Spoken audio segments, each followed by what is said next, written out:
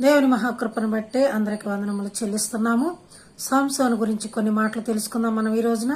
ఆయన పుట్టుక ఎంత అద్భుతంగా ఉందో 13వ అధ్యాయం నుంచి న్యాయాధిపతులు 16వ అధ్యాయం వరకు కూడా ఆయన చరిత్ర కంప్లీట్ గా ఉంటుంది. వీలైతే చదవండి, చక్కగా అర్థమవుతుంది. దాని గురించి పెద్ద కష్టమైనది ఏమి కాదు. మరి మనోహకు బిడ్డలు లేనప్పుడు ఆయన భార్య గొడ్రాలైనందున అతను ప్రభువును వేడుకొనగా భార్యకు మరి బిడ్డనిచ్చున్నాడు. ఇచ్చినప్పుడు కొన్ని మరి సూచనలు చెప్పి ఉన్నారు ఆయన. మరి మద్యమైనను ద్రాక్షారసమైనను ఏమి త్రాగకూడదు, అపవిత్రమైన తినకూడదు, మంచిగా ఉండాలి. ఇంకా ముఖ్యముగా నాజీర్ చేయబడినవాడు. నాజీర్ అంటే దేవునికి ప్రతిష్ఠితమైన వాడు అని అర్థం. నాజీర్ అంటే దేవునికి ప్రతిష్టమైన వాడు. సాంసోను అంటే సూర్యుడు అని అర్థం. సూర్యుడు అంటగా వెలుగిచ్చేవాడు, వెలుగునిచ్చేవాడు అని అర్థం. అలాంటి ఆయన జీవితంలో గొప్ప విషాదకరమైన ఛాయలు అలుకున్నాయి. ఆయన మరి ఆ విధంగా తల్లిదండ్రులు ఆ నాజీరు చేయబడు. నాజీర్ అంటే ఆ తల వెంట్రుకలు తీయకూడదు. తల వెంట్రుకలు మగ మనిషికి తీయాలి. తీయకపోతే ఎక్కువ పెంచుకున్నాం అనుకో, చూడు ఆడదాని వల్లే వెంట్రుకలు పెంచుకున్నాడు అని ఎగతాళి చేస్తారు. ఆ ఎగతాళి కూడా భరించుకొని దేవుని కోసం ఉండాలనేదే దేవుని యొక్క ఉద్దేశం. కనుక నాజీర చేయబడిన వాడైనప్పుడు అతను ఆ విధంగా పెరగాలని ఆ తల్లిదండ్రులకు చూచిన దేవదూత ద్వారా తెలిపినప్పుడు వాళ్ళు ఆ విధంగానే పెంచారు. చక్కగా చూస్తున్నారు. మరి తిమ్నానికి వెళ్లాల్సి వచ్చింది పెద్దవాడైనప్పుడు. సంసోను తిమ్నానికి వచ్చినప్పుడు ఆ ఫిలిస్తీన్ల చేతి వాళ్ళ దగ్గర ఒక యువతిని చూసి ఒక అమ్మాయిని ఇష్టపడ్డాడు. దానికోసం వెళ్లాలని మరి తిమ్నానికి బయలుదేరారు. తల్లిదండ్రులు ఒప్పించుకున్నాడు.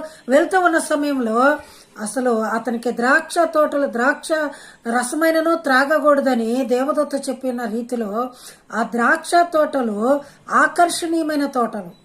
అతనికి ఆ సువాసనలు కలిగే ఆ యొక్క విధానం ఏది ఉండకూడదు. కానీ ఆ దారిలో ద్రాక్ష తోటల వరకు వచ్చేసరికి కొదమ సింహం ఎదురుపడ్డది. కొదమ సింహం పెద్ద సింహం.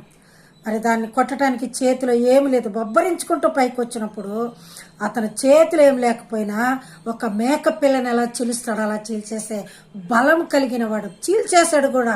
అలా ఫిలిస్తీన్లో కొంతమందిని చంపాల్సి వచ్చినప్పుడు కూడా అతని చేతులు ఏమి లేనప్పుడు ఒక గాడిదని ఆ దవడ పట్టి చీల్చేసి ఆ దవడ ఎముకతో దాదాపుగా 1000 మందిని చంపేశాడు.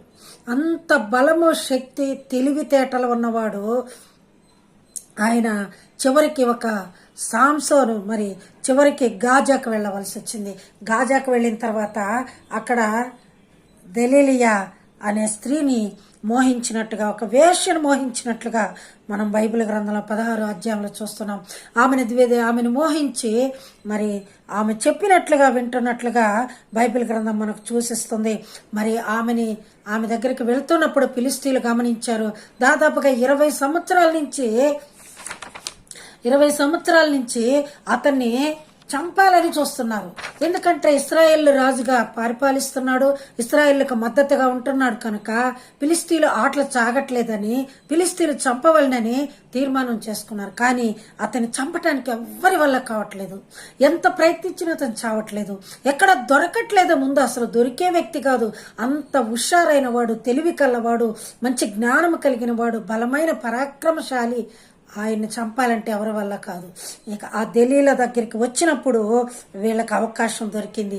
వీళ్ళకి ఫిలిస్తీన్ల సర్దార్లకు అవకాశం దొరికి ఆమె దగ్గరికి వెళ్ళి, మేము మీకు కొంత 1000 వెండి నాణ్యములు ఇస్తాము, మరి మాకు అతన్ని పంపించండి, మరి మాకు పట్టించు, అతని బలం అసలు దేంట్లో ఉందో కనుక్కోమ్మా, అసలు ఆ బలం ఎక్కడుందో మాకు తెలియట్లేదు, ఎంత చంపినా చావట్లేదు అని అడిగినప్పుడు ఆమె చక్కగా ఆయన తీసుకొని ఆయనతో ఫ్రెండ్లీగా ఉంటూ మాట్లాడుతూ ఆయన బలం గురించి అడిగినప్పుడు ఆయన 3 సార్లు తప్పిదం చెప్పి ఉన్నాడు, తప్పుగా అబద్ధం చెప్పి ఉన్నాడు. ఒకసారి అయితే 7 నివరించ సువ్వలతో నన్ను బంధిస్తే నేను దొరుకుతానన్న, నా ప్రాణం దొరుకుద్ది అన్నాడు. అలా చేసినప్పుడు కూడా వాళ్ళ నుంచి ఓడించుకున్నాడు. ఆ నివరించ చువ్వలు ఒక చీపురు పుల్లల వల్ల విరిసేసుకుని బయటకు వచ్చేసాడు. మరలా రెండవసారి అడిగినప్పుడు కొత్తగా పేనిన తాడుతో బంధించండి అన్నాడు. అది కూడా చిన్న తాడు వలి తెంచుకొని బయటకు వచ్చేసాడు. 3వదిగా నా జడలల్లండి, 7 జడలు వెళ్ళినప్పుడు నేను దొరుకుతానన్నాడు. అందులో నా బలం. అక్కడ కూడా ఓడిపోయారు వాళ్ళు.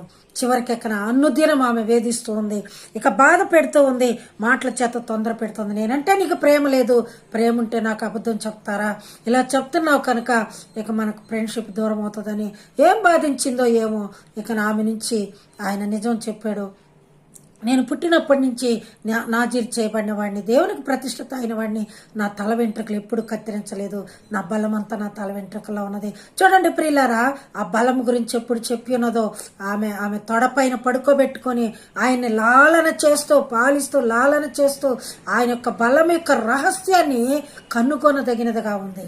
అప్పుడు ఆ చెప్పగానే ఆయన ఆ తొడ మీద పడుకొని నిద్రపోతున్నాడు. హాయిగా ఆ యొక్క సైతాను ఒడిలో హాయిగా నిద్రపోతూ ఉన్నాడు. దేవుడు తనని ఎడబాసిని తెలుసుకోలేకపోయాడు. ఆ సమయంలో వెంటనే తన వాళ్ళకి చెప్పి పంపించింది ఫిలిష్తీయుల సర్దార్లకి. వాళ్ళు వచ్చేసారు. రావటం అతని గుండు తీసేశారు, ఎంట్రుకలు మొత్తం గోకేశారు. ఆ ఎంట్రుకలు గోకుతున్నప్పుడు అతనికి మెలకువ రాలేదు, ఆ ఎంట్రుకలు తీస్తున్నప్పుడు మెలకువ రాలేదు ఆయనకి.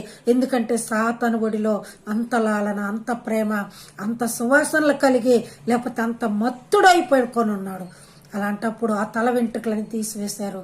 తర్వాత కనుగుడ్లు, 2 కనుగుడ్లు, ఏ కళ్ళతైతే దెలీలాని చూసి మోహించాడో ఆ 2 కనుగుడ్లు తీసేశారు. ఇక నా తర్వాత లేపింది. ఇలా ఫిలిష్తీయులు నీ మీదకి వచ్చారు సంసోను అనగానే లేసి ఎప్పటి వల్లే తల వెంట్రుకలు ఉన్నాయని ఇలా ఇదిలించుకోబోయాడు. కానీ తల వెంట్రుకలు బలం పోయింది అతనిలో. ఇక బంధించేశారు.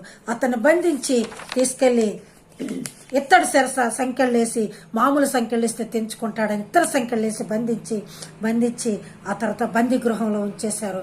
తర్వాత తిరగలి విసిరిపిచ్చారు. ఇక ఆయన చేత ఎన్నో బాధలు పెట్టించారు. ఇక చివరిలో తెలుసుకున్నాడు 16వ అధ్యాయం 23వ వచనంలో సాంసోను ప్రార్థన చేస్తున్నాడు.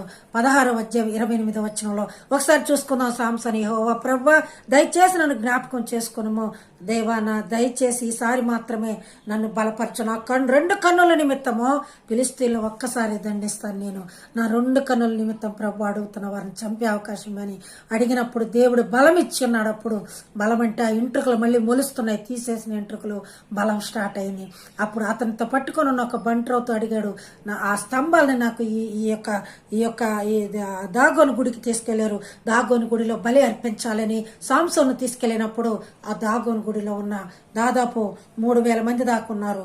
ఆ బంటును అడిగినప్పుడు అతను ఆ స్తంభాలు పట్టించాడు. కుడి చేతికి ఒక స్తంభం, ఎడం చేతికి ఒక స్తంభం పట్టివ్వగానే ఆ స్తంభాన్ని పట్టుకొని ఒక్కసారి ప్రార్థన చేసుకొని, ప్రభువా వీళ్ళందరినీ నాతో కూడా చంపాయి, నేను కూడా చనిపోతానయ్యా, పాపానికి వచ్చే జీతం మరణం అనుకొని పట్టుకొని ఆ 2 స్తంభాలు పట్టుకొని ఎప్పుడైతే లాగాడో ఆ పెద్ద దాగోను గుడి కుప్ప కూలిపోయి అందులో ఉన్న వారందరూ ఫిలిష్తీయుల సర్దారులు, వాళ్ళ సైనికులంతా కూడా దాదాపు 3000 మంది మొత్తం లెక్కకు మించి ఉన్నవారు చనిపోయారు. వారితో పాటు కూడా సాంసోను చనిపోయాడు.